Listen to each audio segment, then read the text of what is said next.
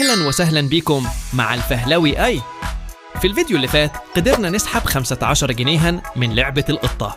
النهاردة هنعمل سحب تاني ب10 جنيه، وتعالوا معايا نشوف إزاي ممكن نستثمر المبلغ ده بشكل ذكي لتحقيق دخل أكبر. هنشرح خطوة بخطوة إزاي نستخدم الفلوس دي بطريقة مفيدة ونحولها لمصدر دخل مستمر وسهل.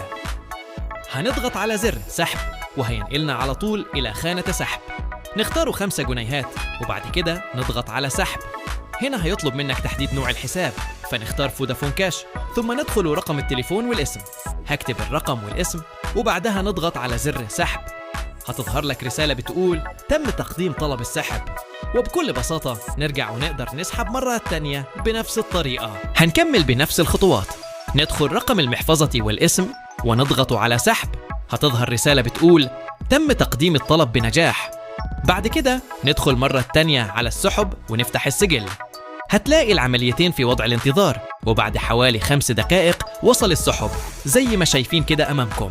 طبعا هتقولوا إن المبلغ ده بسيط وتافه، لكن في الفيديو الجاي هتعرفوا إزاي تحولوا المبالغ البسيطة دي لمصدر دخل مستمر. رابط التطبيق موجود في الوصف. شكرا لكم جدا على المشاهدة. متنساش الاشتراك وتفعيل الجرس عشان يوصلك كل جديد من الفهلوي.